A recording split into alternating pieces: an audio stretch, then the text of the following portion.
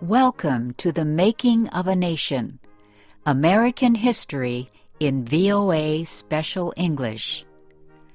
A new leader stood before the American people on March 4th, 1913. He was Woodrow Wilson, the 28th President of the United States. Wilson belonged to the Democratic Party. He was progressive in his belief that government should take an active part in efforts for social reforms. This week in our series, Kay Gallant and Harry Monroe begin the story of Wilson's presidency.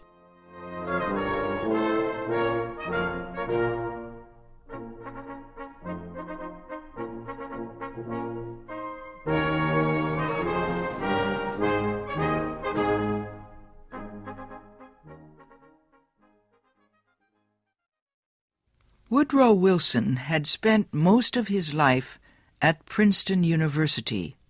First, he was a professor. Then he was university president.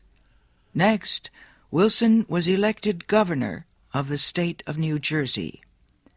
His early success as governor made him a leading candidate for the Democratic presidential nomination in 1912. Wilson traveled widely around the country during the campaign. He made speeches to many groups. He tried to make himself and his ideas known to as many Americans as possible. Wilson called his program the New Freedom. One of his campaign promises was to fight for better conditions for America's small business owners. Such proposals helped him win the Democratic nomination for president. Then he defeated President William Howard Taft and former President Theodore Roosevelt in the election.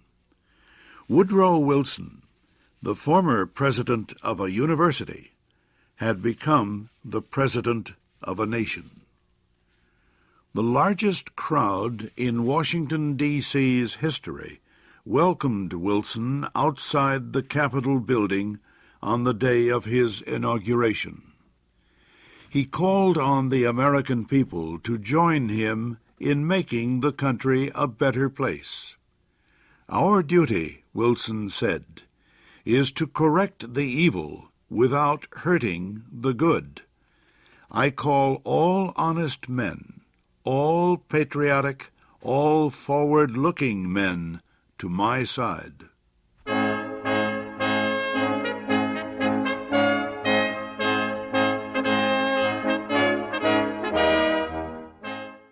Wilson wasted no time.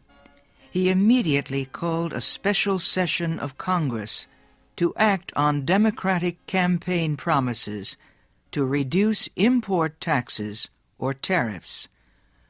Wilson felt strongly about the need to reform these taxes. He broke tradition by leaving the White House to appear before Congress in person to appeal for his tariff proposals. Many members of Congress opposed Wilson's plans, but the new president used the results of a Senate investigation to win the fight. The investigation showed that a number of senators owned companies that depended on high tariffs for their profits. The votes of these senators were influenced by their property holdings. Public knowledge of the situation forced many of them to give up their holdings and stop resisting tariff reform. Congress finally approved Wilson's proposals. Lower tariffs reduced the amount of money taken in by the federal government. So the Senate also approved a tax on income or earnings. A constitutional amendment had been passed earlier to permit such a tax. President Wilson and the Democratic Party were pleased with the new tariff and income tax bills. But they were far from finished. Next, they turned their efforts to reform of the banking industry.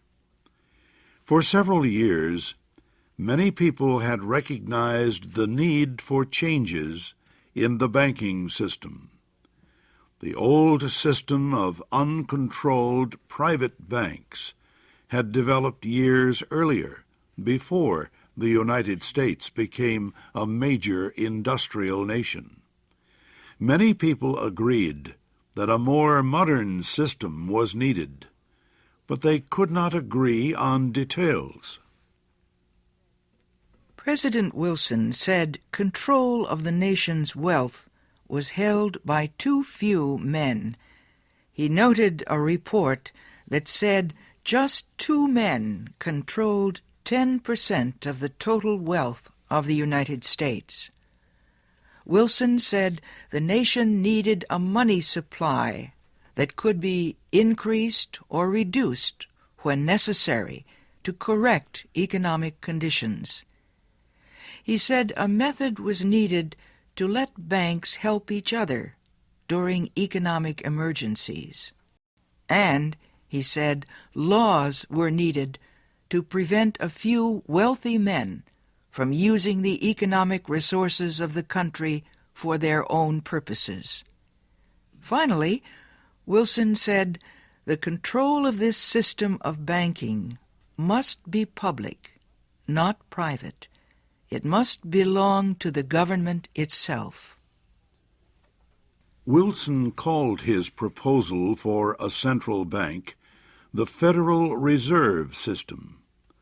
Under the plan, the nation would be divided into 12 areas. Each area would have its own Federal Reserve Bank. These area banks would not do business with the public. They would serve only as bankers' banks, and they would issue a new form of money supported by the federal government. Most important, the leaders of the new system would be chosen by the government, not by private business.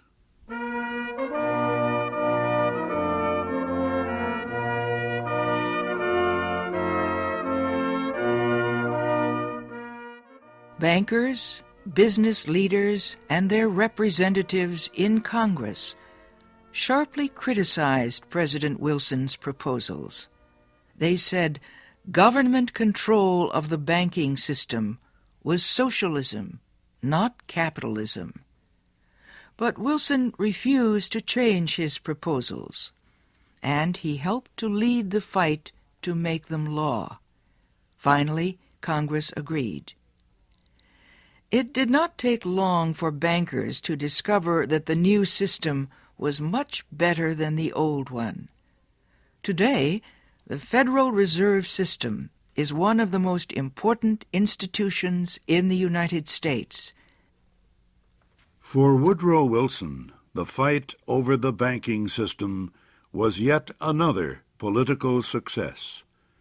He had won major reforms in the nation's tariffs, taxes, and banking systems.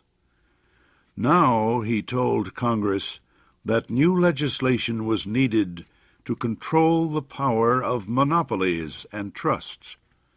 These were the giant companies and business alliances that controlled complete industries. Wilson proposed a new antitrust law to control the actions of large companies. His supporters in Congress wrote a bill that listed a number of business activities that no longer would be permitted. For example, no longer could a company set prices that would reduce competition or create a monopoly. No longer could corporations buy stocks of competing companies. No longer could they demand that a store refuse to sell competing products. The new bill also protected labor unions from being charged